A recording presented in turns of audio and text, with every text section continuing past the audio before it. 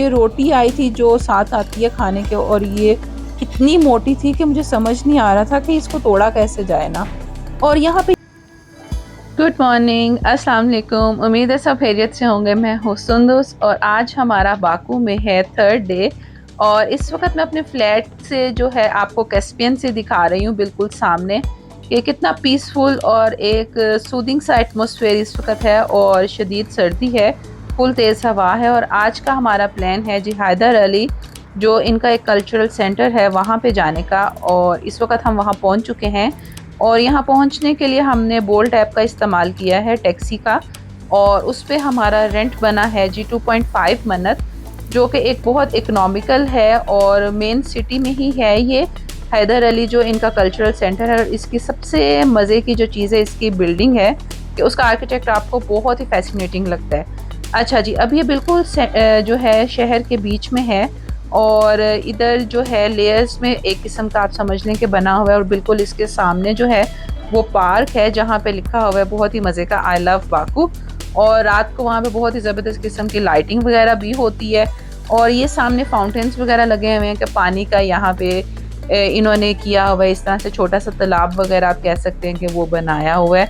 और इस वक्त काफ़ी यानी कि यहाँ पे लोग आ रहे हैं जिसे कहते हैं फॉरेनर्स वगैरह। चलें जी, हम भी चलते हैं और देखते हैं कि टिकट काउंटर्स वगैरह कहाँ पे हैं और कहाँ से सारा कुछ करना है। इंशाल्लाह यहाँ से निकल के मैं आपको बाहर के भी सारे अच्छी तरह से इसके व्यूज़ दिखाऊंगी। फ़िलहाल सबसे पहले अब हम ढूंढ रहे हैं कि ऑफ़िस कहाँ पे है जहाँ से बुकिंग करनी है, क्योंकि ये कल्चरल सेंटर पूरा वीक वर्किंग नहीं होता, सिलेक्टेड डेज़ में होता है। और ये इसका बैक पे हमें ऑफ़िस मिल गया। अच्छा जी, यहाँ पे रेट्स ये हैं कि जो सिर्फ आपने अगर कल्चरल सेंटर की आपने बुकिंग करनी है तो वो पर एडल्ट हैं 15 मन्नत। और नीचे यहाँ पे इनका गाड़ियों का भी एक है म्यूज़ियम, तो वहाँ पे जाने के लिए आपको एडिशनल 10 मन्नत की टिकट लेनी पड़ेगी। और बच्चे जो हैं 6 साल तक के फ्री हैं, उससे ऊपर वो सेम प्राइसेस में ही कॉस्ट करेंगे, वो फॉल करेंगे। तो हम लोगों ने अपना 25 मन्नत वाला पैकेज लिया सब ने, कि गाड़ियों का भी मेरा बेटा बहुत शौकीन है, तो सोचा कि उसके लिए एक हो जाएगी एक्टिविटी। तो बस अब आगे हम फ्रंट डोर से जा रहे हैं अंदर की तरफ हैदर अली के अंदर। तो देखते हैं यहाँ पे क्या है।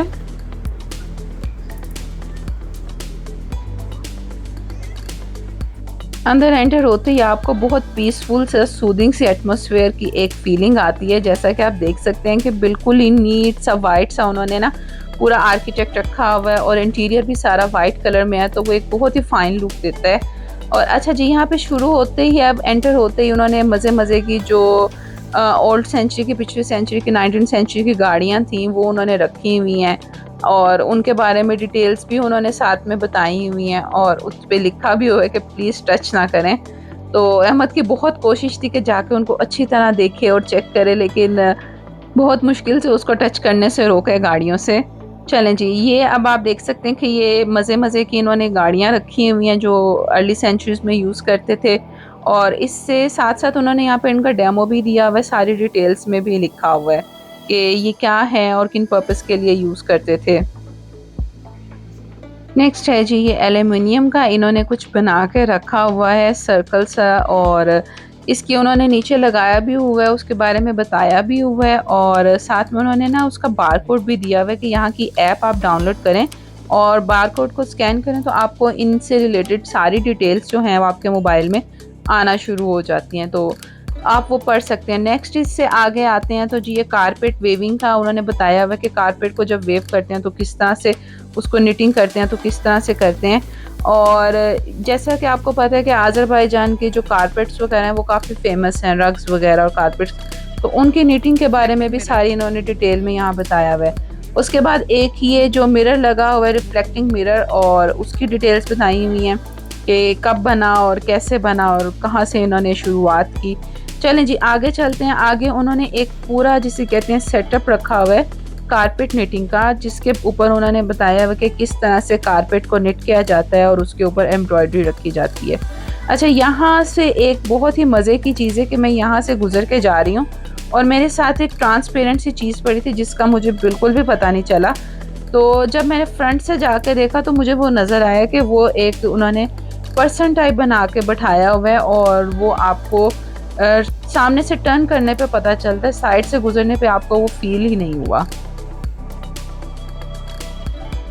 ये इन्होंने सिंबॉलिक एंजल्स का बना के रखा हुआ है कि शायद जो वो भाई थे फ्लाई करने की कोशिश करते रहते, उनसे रिलेटेड इन्होंने सिंबॉलिक बना के रखा हुआ है।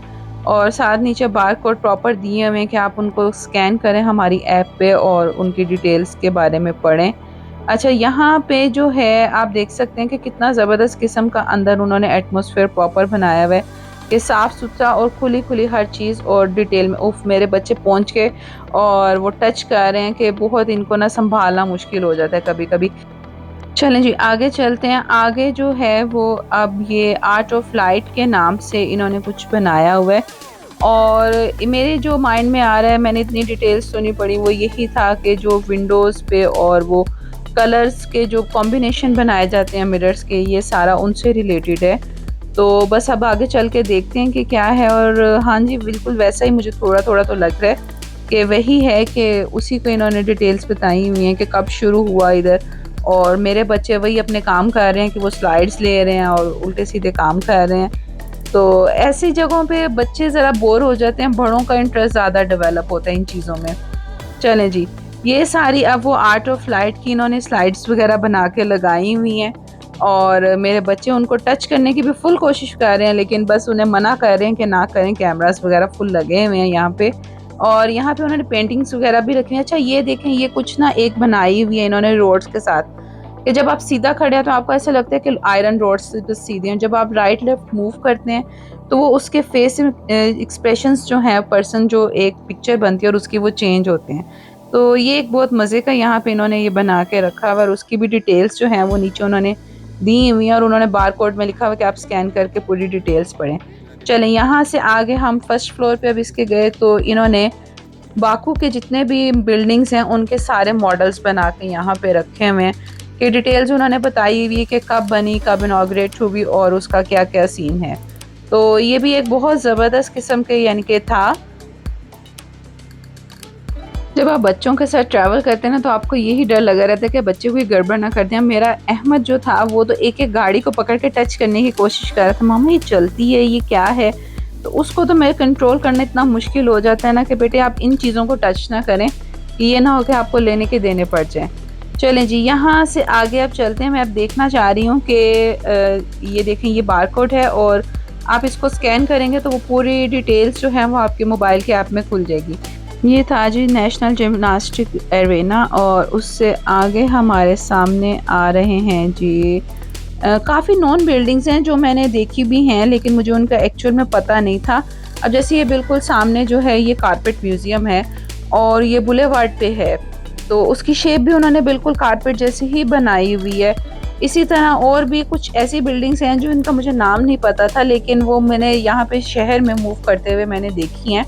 और अब आके उनके मुझे नाम पता चल रहे हैं कि मैं यहाँ पे पढ़ रही हूँ मॉडल पे।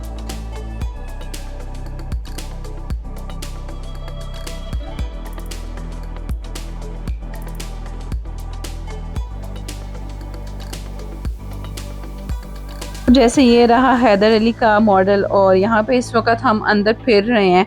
और इसी तरह उन्होंने नीचे पार्क बनाए हुए हैं, वो इंशाल्लाह बाद में हम देखते हैं। और ये आगे इनका एयरपोर्ट है, बाकू एयरपोर्ट। अच्छा, बाकू एयरपोर्ट के बारे में जो मैंने एक चीज़ ऑब्ज़र्व की है, बहुत बड़ा नहीं है, कि लिमिटेड एयरपोर्ट है। और जिस तरह से मैं ट्रैवल करने में दुबई और रियाद का काफ़ी बड़े टर्मिनल्स हैं, इनका एक लिमिटेड एरिया है। अच्छा जी, यहाँ से आगे चलते हैं तो ये है कैस्पियन सी का वाटर पवेलियन। हाँ जी, ये भी होटल है और ये भी मैंने बुलेवार्ड पे ही देखा था। तो यहाँ पे नीज उन्होंने हर चीज़ के ना जो जो मेन बिल्डिंग्स हैं उनके शहर की, उन्होंने सबके मॉडल्स बनाकर यहाँ पे रखे हुए हैं। और यहाँ पे जी फ्लेम टावर सबसे एंड पे है, तो फ्लेम टावर्स के पास चलते हैं, देखते हैं कि उसका क्या सीन है।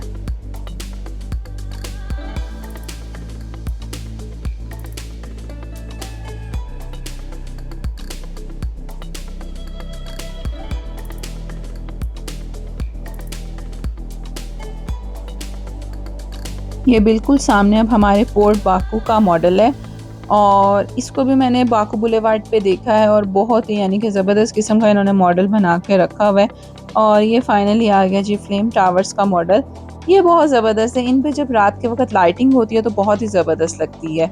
चलें जी, यहाँ से अब आगे जो है वो एक इन्होंने लिमिटेड सा एरिया बनाया हुआ है जहाँ पे इन्होंने अपने वो सकाफ़ती इंस्ट्रूमेंट्स रखे हुए हैं। और ट्रस्ट मी कि इतने ज़बरदस्त किस्म के इंस्ट्रूमेंट हैं कि माइंड में मेरे यही आ रहा था कि पाकिस्तान, इंडिया में जितने भी ये सारे बजाए जाते हैं, मुझे इनका नाम नहीं पता, लेकिन ये सितार वगैरह में ही इंक्लूड होते हैं, गिटार, सितार वगैरह में। तो वो सब ये यहाँ पे ऑलमोस्ट 19 सेंचुरी से पहले ही यहाँ पे बनाए जाते थे और यहाँ के वो लोकल इंस्ट्रूमेंट्स थे। तो यहाँ पे उन्होंने बहुत ही ज़बरदस्त किस्म के ना इन्होंने डिस्प्ले में बना के रखे हैं और उनको प्रॉपर्ली प्रेजेंट किया हुआ है।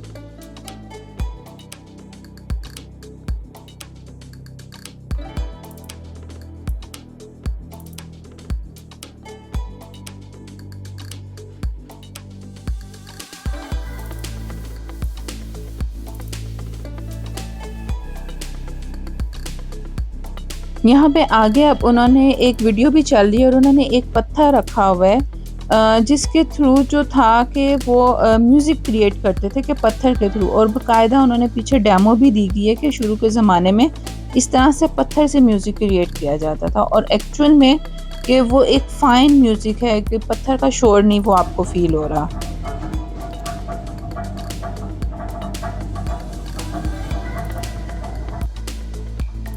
यहाँ पे इन्होंने इस पत्थर के साथ ऊपर वो जो बजाने के लिए वो यूज़ किए जाते हैं वो भी रखे हुए हैं और ये हर जगह का पत्थर इन्होंने बताया हुआ है कि नहीं है, ये एक टिपिकल पहाड़ का या एरिया का था जिसको हम इस काम के लिए यूज़ करते हैं। अच्छा जी, यहाँ से आगे आएँ तो अब ये देखें आपके दफ और हाथ से बजाने वाले वो सारे भी रखे हुए हैं कि जो यहाँ पे पहले ज़माने में किए जाते थे और इस्तेमाल, और इवन अभी भी इनके कल्चर में इसी तरह से म्यूज़िक को क्रिएट किया जाता है इन्हीं इंस्ट्रूमेंट के थ्रू। और सामने बिल्कुल रूम है जहाँ पे एक जिसे कहते हैं कि म्यूज़िकल वीडियो चल रही है इंस्ट्रूमेंट की कि वो खुद यानी कि गा रहे हैं साथ।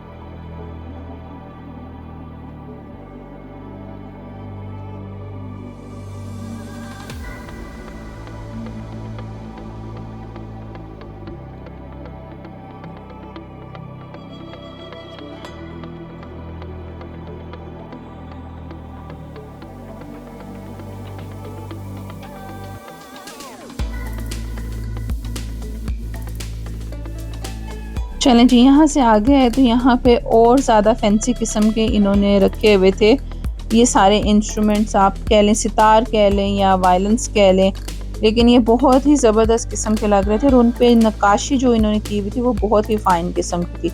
अच्छा जी, उसके बाद ये सेंटर में इन्होंने रखे हुए हैं फ्लूट्स, जिसे उर्दू ज़ुबान में हम बांसुरी भी कहते हैं, कि वो भी यहाँ के इन्होंने रखे हुए हैं कि डिफरेंट इलाकों में किस तरह से कौन-सा फ्लूट बजाया जाता है और क्या सीन है सारा।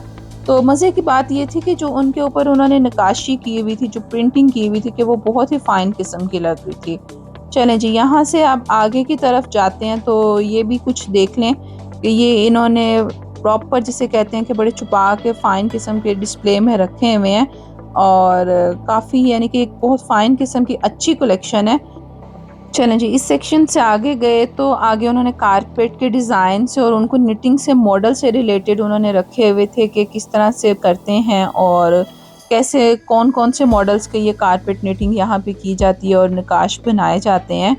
तो ये भी एक बहुत ही ज़बरदस्त किस्म का मल्टी कलर का एक्सपीरियंस था जो उन्होंने यहाँ पे किया हुआ है। अच्छा, इससे आगे जाएँ तो एक नई दुनिया मैं आपको कहूँगी कि हमें नज़र आई और डिफरेंट किस्म की उन्होंने डॉल्स बना के रखी हुई थी कि कुछ तो ऐसी थी कि यानी कि जो यहाँ का कल्चरल शो कर रही थी कि क्या होता है, यहाँ का इलाक़ाई सकाफ़त क्या है, और कुछ ऐसी थी लिटरली कि आप उनको जैसे आप चक अगर आपको याद हो हॉरर मूवीज़ का वो, और इस तरह की यानी कि काफ़ी हॉरर किस्म की भी बना के रखी हुई थी। तो ये मुझे वाक़ई बिल्कुल समझ नहीं आई कि क्या यहाँ पे ये डॉल मेकिंग और जैसे पाकिस्तान में तो पुतली तमाशा होता है, तो क्या ये यहाँ का एक कल्चर का पार्ट है? तो ये एक बहुत ही यानी कि एक डिफरेंट चीज़ थी जो यहाँ पे मैंने देखी है। ये यहाँ पे इतनी ज़्यादा और इतनी मज़े की बना के इन्होंने रखी हुई कि अगर मैं एक-एक डॉल को अगर मैं इधर कवर करूँ तो मेरी वीडियो बहुत ज़्यादा लंबी हो जाएगी। मैं अलहदा से एक इनकी वीडियो बना के डाल दूँगी। अगर आपको डॉल्स वगैरह में इंटरेस्ट है तो आप वो चेक कर सकते हैं। फ़िलहाल यहाँ से आगे मैं अभी ये थोड़ा-सा आपको इनको ब्रीफली दिखाती जाती हूँ कि कितनी मज़े की इन्होंने बना-बना के रखी हुई। लिटरली कुछ तो इतनी हॉरर हैं कि आपको वाक़ई फ़ील होते है कि ये कैसे इन्होंने क्यों बना के रखी हुई हैं। अब जैसे ही आप देखें कि ये एक सेंटर में उन्होंने चौपाहा सा बनाया हुआ है कि आई थिंक शादी का क्रिएट करने की कोशिश की है। और ये जैसे कि आप देख सकते हैं कि ये एक डांसर है और वो बिल्कुल डॉल कितनी फ़ाइन किस्म की उन्होंने आगे बनाई हुई है। और नेक्स्ट आगे ये देखें कि ये एक लेडी है कि प्रॉपरली, और पीछे उसकी तस्वीर भी है और आगे उसकी डॉल बनाई हुई है। ये एक सिंगर है और उसके इन्होंने म्यूज़ियम में यानी कि बना के डिस्प्ले किया हुआ है। तो ये सारा बहुत ही फ़ाइन किस्म का है और जहाँ तक मुझे लगता है ना कि ये सारी जो इस तरह के बनाए हुए हैं, ये सारी इनके जो है ना करैक्टर्स हैं, नॉन करैक्टर्स हैं, जिनके इन्होंने मॉडल्स बना के रखे हुए हैं।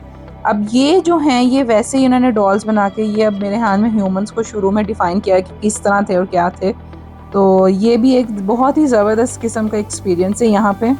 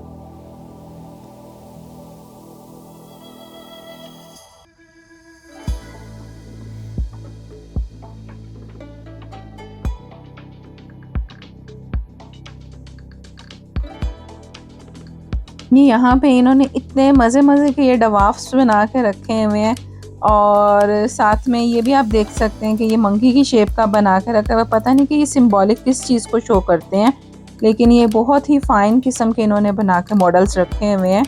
और इनको मैं अगर पूरा कवर करूँ तो ये सारी जितनी भी यहाँ पे डॉल्स हैं तो कम से कम 2 से 3 घंटे की मेरी वीडियो ईज़िली बन जाएगी। लेकिन मैं ये जितनी भी डॉल्स की हैं मैं अलहदा से डाल दूँगी, आप वो चेक कर लीजिएगा। और ये एक आगे देखिए कितनी मज़े की फ़ाइन जिसे कहते हैं एक-एक नक्श का उन्होंने ख़्याल प्रॉपर रखा हुआ है और फिर उन्होंने बनाया हुआ है।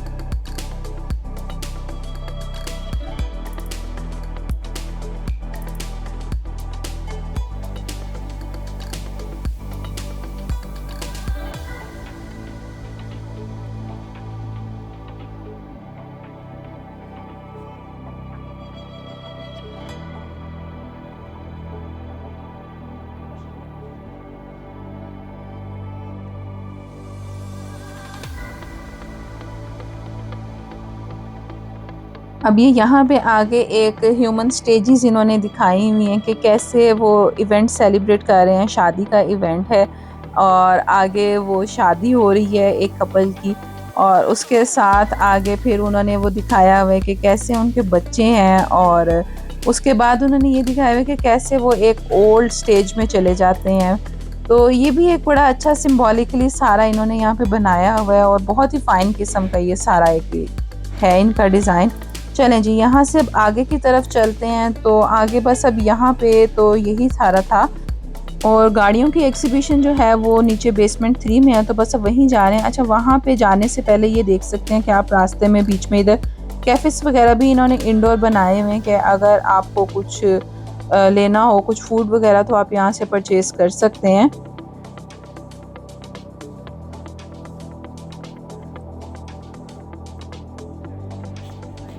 चलें जी, बस अब ये नीचे हम आ गए हैं बेसमेंट 3 में और गाड़ियों के एग्ज़िबिशन में।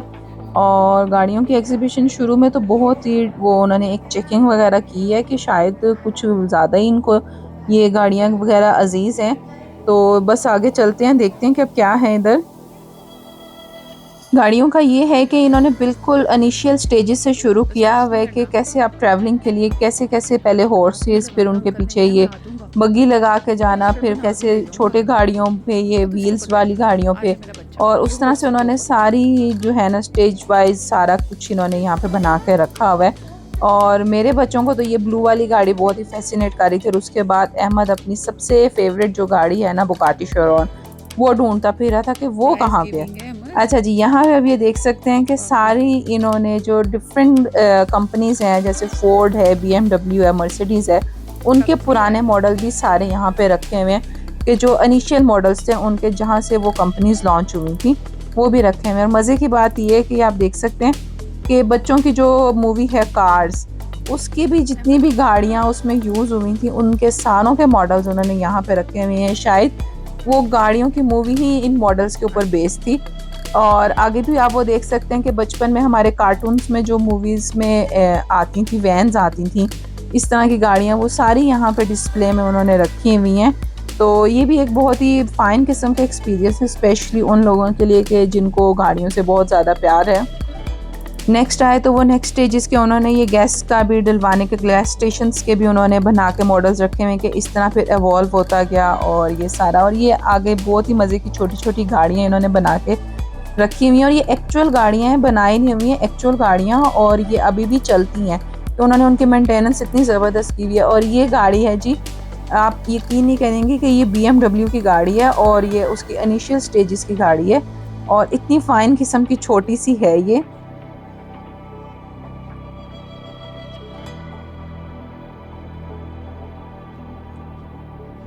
नेक्स्ट ये आगे आती है जी ग्रीन कलर की, ये भी बहुत मज़े की गाड़ी है। उसमें तो एंटर होने का ही बड़ा मज़े का है, छोटा-सा, और उसका कलर इतना मज़े का है कि जितने कहते हैं ना कि टिपिकल वो बच्चों के टॉयज़ वाली गाड़ियाँ जो होती हैं बिल्कुल वैसी उन्होंने बना के रखी हैं। और ये सारी की सारी जिसे कहते हैं कि एक्चुअल में अभी चलती हैं, उनका मेंटेन उन्होंने इतना ज़बरदस्त किया हुआ है। और जिनको भी ये इंटरेस्ट है इन गाड़ियों में तो मैं इंशाल्लाह अलहदा से एक इनकी पूरी वीडियो बना के डाल दूँगी। अगर यहाँ पे अगर मैं पूरी गाड़ियों की वीडियो कवर करूँगी तो वो बहुत ज़्यादा ये मेरी लंबी हो जाएगी, हैदर अली की वीडियो, तो आप वो अलहदा से देख सकते हैं। और ये फाइनली आ गई मेरे बेटे की फ़ेवरेट गाड़ी बुगाटी चिरॉन। और चलें जी, यहाँ से बस अब फ्री होकर बाहर हम आ गए हैं और बाहर मुझे दूर सामने ना एक कपल जो है वो फ़ोटोशूट करता हुआ नज़र आ रहा है और अभी चल के उनको भी देखते हैं। तो पहले बस पार्क में जाने की बच्चे बात कर रहे थे, लेकिन ठंड इतनी ज़्यादा है, जैसे कि अगर आप बाकू में आए तो मैंने आपको पहले भी बताया कि हवा बहुत तेज़ चलती है, तो इतनी ज़्यादा ठंड में और तेज़ हवा में आपका बाहर ओपन एयर में बैठना ज़रा मुश्किल हो जाता है। तो बच्चों को तो मैंने यही कहा कि नहीं बेटे अभी यहाँ पे तो नहीं बैठते हैं, कि चल के कुछ खाने का ढूंढते हैं। तो यहाँ पे खाने का ढूंढने के लिए बेस्ट ऑप्शन जो है वो हमारे पास निज़ामी है। हाँ जी, ये कपल के पास अब हम आ गए हैं और इतनी ठंड में भी उस लड़की को, ब्राइड को, ठंड बिल्कुल नहीं लग रही है। ऑब्वियसली फ़ैशन एक बहुत इम्पॉर्टेंट चीज़ है, लेकिन फुल फ़ोटोशूट हो रहा है और उनको ठंड बिल्कुल नहीं लग रही है। हमने 3 लेयर्स पहनने के बावजूद भी हम बिल्कुल काँप रहे हैं। चलें जी, यहाँ से अब आगे जाते हैं। तो आगे का प्लान हमारा यही है कि फ़िलहाल निज़ामी स्ट्रीट जाते हैं। और अब जैसा कि यहाँ पे हम बिल्कुल स्ट्रेंज हैं, हमें यहाँ का नहीं पता, तो आपके लिए भी बेस्ट जो फ्रेंड होगा ना वो आपके मोबाइल में होगा गूगल मैप्स। आपने गूगल मैप्स पे डालना है कि आपके करीब तरीन जो है वो ट्रेन स्टेशन कौन सा है जो आपको यहाँ से आपके आगे फर्दर ले जाएगा। तो ये इसी तरह अब हमें स्टेशन की तरफ हम जा रहे हैं गूगल मैप के थ्रू। और ये भी देख सकते हैं कि यहाँ पे भी बाहर इन्होंने कपड़े डाले हुए हैं कि बिल्कुल एक देसी स्टाइल में ना, कि जो पाकिस्तान इंडिया में होता है बिल्कुल वही यहाँ पे भी ट्रेंड चलता है कि बाहर कपड़े डालो ड्राई करने के लिए। अच्छा, यहाँ का स्ट्रीट फूड जो है वो मैंने सिर्फ एक ही देखा है कि वहाँ पे सिर्फ डोनर ही मिलता है, हर जगह पे डोनर डोनर डोनर, चाहे वो अब मटन का मिले, चिकन का मिले या बीफ का मिले। तो डोनर के प्राइसेस भी बहुत ज़्यादा नहीं है, 2.8 मन्नत, 2.2 मन्नत छोटा। तो ये एक क्वाइट इकोनॉमिकल है और इनका मैंने जिसे कहते हैं ना कि डोनर के अलावा मैंने और कोई स्ट्रीट फूड नहीं देखा। इवन मैंने जब खुद भी हमने एक दिन रात को ट्राई किया तो वो डोनर ही था। तो यही है फ़िलहाल तो इनका स्ट्रीट फूड, और ये काफ़ी खाया भी जाता है, काफ़ी लोग इसको पसंद भी करते हैं।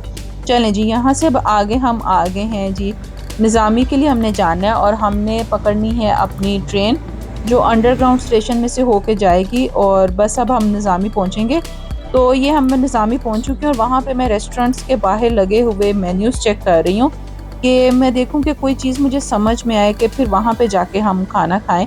यहाँ पे यही कल्चर है कि उन्होंने जो अपने मेन्यूज़ हैं वो होटल के बाहर लगा देते हैं कि आप उसको चेक कर लें और फिर उसके अकॉर्डिंग आप अपना डिसीजन लें। तो ये वाला मैं एक मेन्यू चेक कर रही थी, मुझे कुछ चीज़ें समझ आईं, कुछ समझ में नहीं आईं। जब आप बच्चों के साथ ट्रैवल करते हैं तो आपको अपना प्रॉब्लम नहीं होता, आपको प्रॉब्लम होता है बच्चों का। अब मेरे बेटे का फ़ेवरेट जो है वो मैकडॉनल्ड है, डोडा मील जिसे वो कहते हैं, वो यहाँ पे हराम है, यानी कि हलाल मीट नहीं है। तो उसको लेके मेरे लिए सबसे बड़ी प्रॉब्लम ये थी कि अहमद किसी तरह बस सैटिस्फाई हो जाए। तो उसी वजह से अब हम काफ़ी यहाँ पे 3-4 रेस्टोरेंट्स के बाहर हमने मेन्यूज़ भी चेक किए कि कोई हमें ऐसी चीज़ मिले कि जो उसकी समझ में आए, कि उसके अकॉर्डिंग हो कि वो खा सके। अब वो मिडल ईस्ट से ट्रैवल करके वहाँ पे गया और उसको यहाँ का शवारमा भी नहीं पसंद आया, कि यहाँ के जो मिडल ईस्ट के एक शवारमास होते हैं उनका तो एक नेक्स्ट लेवल होता है, लेकिन वहाँ पे जो आप प्रॉपर इजिप्शियन रेस्टोरेंट से लेके खाते हैं शवारमा, वो बेहतर है। लेकिन जो नॉर्मली एक मिलता है वो इतना कोई ख़ास मुझे रीज़नेबल नहीं लगा। अच्छा जी, ये एक और रेस्टोरेंट का हमने चेक किया तो ये भी कोई इतना ख़ास मुझे क्वालिटी का तो अच्छी लग रही थी, लेकिन वो चीज़ें कुछ समझ में नहीं आ रही थी। अच्छा, अब ये यहाँ पे हम निज़ामी में फिर ही रहे थे तो ये नबील जो थे ना, इस बंदे के हत्थे चढ़ गए कि उसने मेन्यू दिखा के ना कि आप देखें कि एक बारबेक्यू है और ये सारा शवारमा प्लेट भी और ये सारा कुछ है। तो उसने हमें कन्विंस कर लिया कि हम उसके रेस्टोरेंट में जाएँ।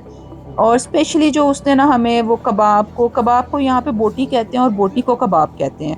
तो वो कन्विंस कर लिया कि हम उसके रेस्टोरेंट में जाएँ। तो चलें जी, बस अब उसी के रेस्टोरेंट में जा रहे थे, और काफ़ी फ़ाइन किस्म का जिसे कहते हैं कि एक्सपेंसिव वन है, और उसमें हम जा रहे हैं। तो देखते हैं कि यहाँ पे अब क्या सीन है फूड का, किस तरह से सर्व किया जाता है। बच्चों को भी मैंने साथ बड़ा कन्विंस किया कि अहमद नो, आपको यहाँ पे सैटिस्फाई फूड मिलेगा, कि आपके अकॉर्डिंग फूड मिलेगा। बच्चों ने दिल में एक प्रॉपर मील खाना होता था, तो उनके लिए बस यही टेंशन होती थी कि वो अपने लिए अकॉर्डिंग उनके लिए सैटिस्फाइड हों वो।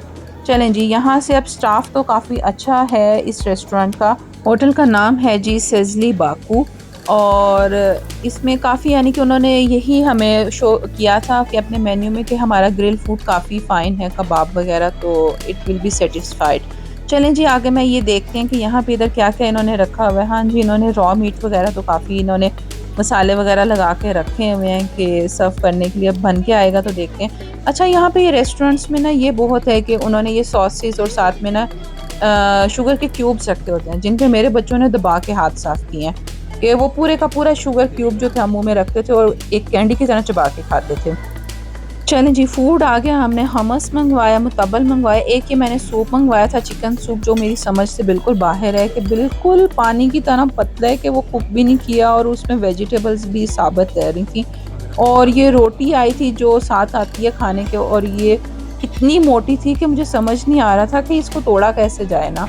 और यहाँ पे यही बेसिक प्रॉब्लम है कि रोटी सर्व नहीं करते हैं, डबल रोटी आपको सर्व करते हैं। ये उसने हमें, फिर वेटर ने आके कहा कि एक स्पेशल ब्रेड है, आप ये साथ मँगवाएँ।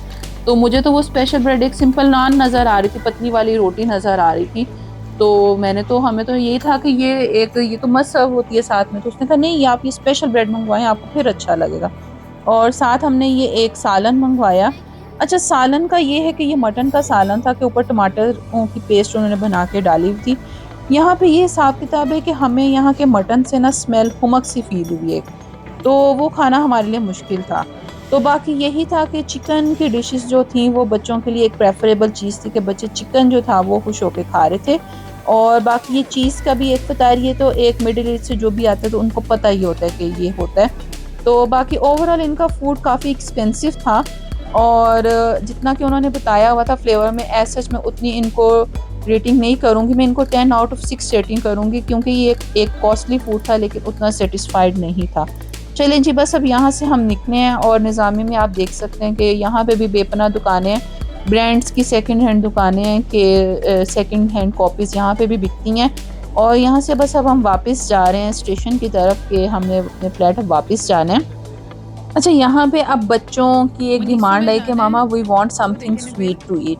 तो अब मुझे ये एक टर्किश रेस्टोरेंट नज़र आया और यहाँ पे बकलावाज़ और बबूसास वगैरह बन रहे थे अंदर शॉप निज़ामी में। क्यों मैं तो जोड़ती हूँ बच्चों ये को मैंने वो दिखाया लेकिन वो उनको कुछ नहीं अपील किया, उनका नहीं दिल माना। उनका वही है कि फैंसी पेस्ट्री टाइप हमें कुछ मिले जो एक बच्चों को पसंद होती है कि पेस्ट्री या केक वगैरह कुछ मिले। तो वही शॉप ढूँढ रहे थे और रास्ते में ये काफ़ी विंडो शॉपिंग भी हम लोग करते गए। यहाँ पे आपको निज़ामी में चलते हुए टर्किश रेस्टोरेंट्स काफ़ी नज़र आएँगे, जो बकलावा बपूसas वगैरह इज़िली बना रहे हैं और सर्व कर रहे हैं। यहाँ निज़ामी स्ट्रीट्स में आपको बहुत सी $1 शॉप्स भी नज़र आएँगी और जैसे कि आप कह सकते हैं कि सऊदीया वगैरह में होती हैं $2 $3 shops, 2 riyal shop, 3 riyal shop, तो उस तरह की भी यहाँ पे आपको नज़र आएँगी। और बच्चों ने यहाँ से एक फ्रिज मैग्नेट लिया बाकू का। बच्चों की मेरी आदत है कि वो फ्रिज मैग्नेट्स बहुत जमा करते हैं, जहाँ पे भी जाते हैं वहाँ की मेमोरी के लिए एक आधा फ्रिज मैग्नेट मस्त लेकर आते हैं। ये भी इसी तरह एक $1 शॉप है और यहाँ पे इन्होंने 3 मन्नत या 4 मन्नत की हर चीज़ को इन्होंने डिस्प्ले में लगाया हुआ है। ये सब सारी की सारी वही चीज़ें हैं, सेम चाइना से इनका ओरिजिन है कि जो आपकी कंट्री में भी इजीली अवेलेबल होती हैं। चलें जी, बस यहाँ से अब हम कोई स्वीट की शॉप अच्छी सी ढूंढ रहे हैं कि मैं बच्चों को उनके अकॉर्डिंग रीज़नेबल कोई लेके दे सकूं। और यहाँ पे मुझे एक ये चिन्नार के नाम से फिर एक टर्किश शॉप नज़र आई और यहाँ पे भी जो थे वो टर्किश डिलाइट्स, ज़ुकम और बकलावा और बापूसा सी थे डिस्प्ले में, तो उन पे बच्चों ने एक बिग नो कर दिया है। आगे जाके मुझे ये आलमंड के नाम से एक बेकरी नज़र आई और इनसे मैंने बाकायदा पूछा कि ये हलाल है, वाइन में तो नहीं बना हुआ? उन्होंने कहा नहीं, वाइन में नहीं है। तो फिर हमने ये लिया। चलें जी, अपनी दुआ में बहुत ज़्यादा याद रखिएगा and don't forget to subscribe, share and comment my channel. Until my next vlog, अल्लाह हाफिज़।